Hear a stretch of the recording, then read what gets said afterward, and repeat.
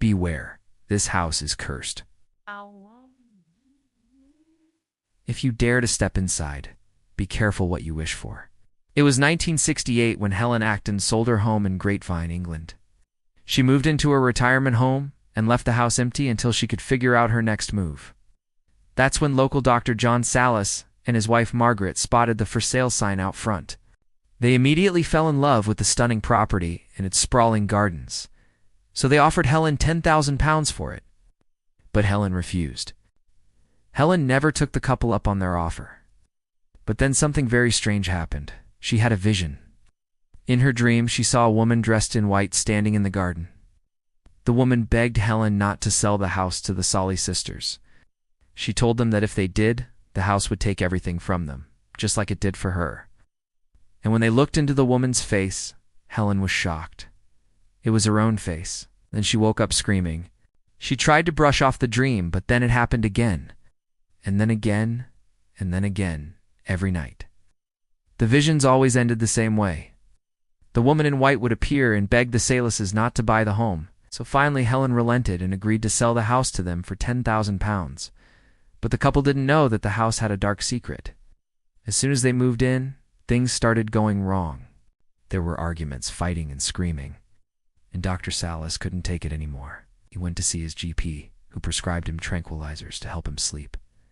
At first, the pills helped. But one night he had a horrifying dream. He was standing in the garden, and the woman in white appeared and disappeared in front of him. Then he woke up and his wife was nowhere to be seen. Found her in the garden, drenched in water. She had been crying and screaming all night. When he asked her what had happened, she said she had a terrible dream about a woman in white, the same dream that he had. Things went downhill from there.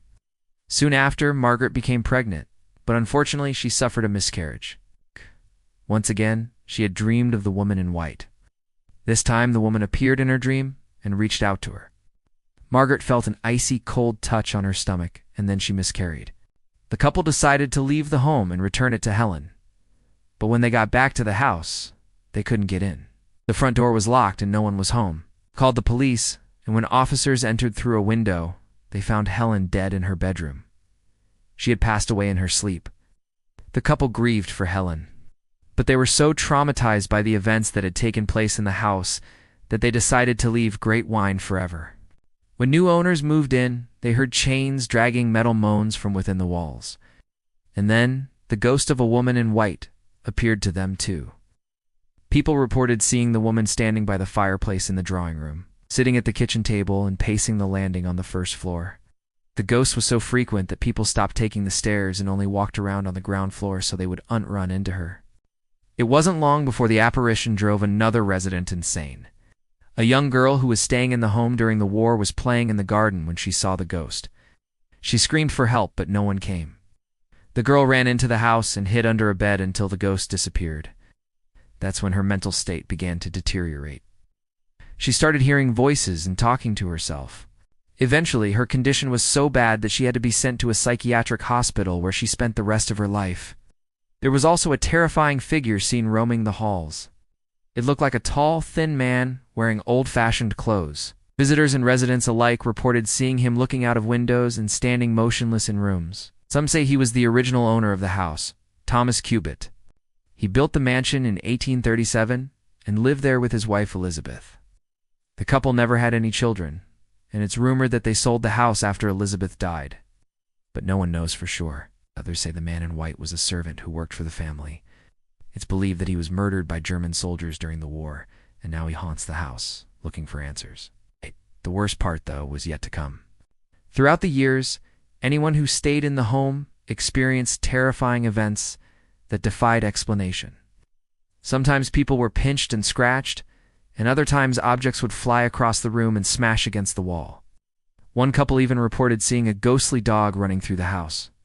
That's when paranormal investigators stepped in to try and figure out what was going on. As soon as they arrived at the house, they knew it was haunted. They said the energy was so heavy that it was difficult to breathe. As they explored the home, they learned that many of the ghosts were trapped there and some of them were angry. One investigator even claimed that a ghost bit him on the shoulder and drew blood. Another investigator said that she was thrown down a flight of stairs, but she was the only person on the stairs. Later, she woke up with bruises on her body. The investigators discovered that a little girl named Edith died in the home in 1943. She was playing in the garden when a bomb exploded and killed her instantly. Her body was never recovered, so her ghost still haunts the property. They also uncovered the story of a maid who was killed by a member of the British Army. She was only 19 when she was brutally murdered, and her ghost is still searching for justice. In 1989, a psychic reportedly uncovered the identity of the woman in white. She said the woman's name was Mary, and that she died in the home in 1918. But there are other stories that claim the woman's name is Lucy, and that she died in the 1800s. One version says that she was the daughter of the house's original owner, and that she was so distraught over her father selling the home that she took her own life. The other says that Lucy was engaged to be married, but her lover died before the wedding. She was so upset that she threw herself into the river, but her body was never found. So who is the real ghost? Sadly, we may never know. Since then, more than 20 ghost sightings have been reported at the home. Most recently, a couple was exploring the attic when they saw the ghost of a little girl staring at them. They tried to speak to her, but she turned around and disappeared. Many believe the home is cursed. The tragic events that have taken place here have left behind a dark energy that couldn't be cleansed. Even though the home has changed hands several times throughout the years, the ghosts remain. For those who dare to enter, be careful what you wish for. You might not be able to handle the truth. Now it's time for you to make your voice heard. Comment below and let me know which scary story you want to hear next. And don't forget to subscribe so you never miss an episode. Thanks for watching.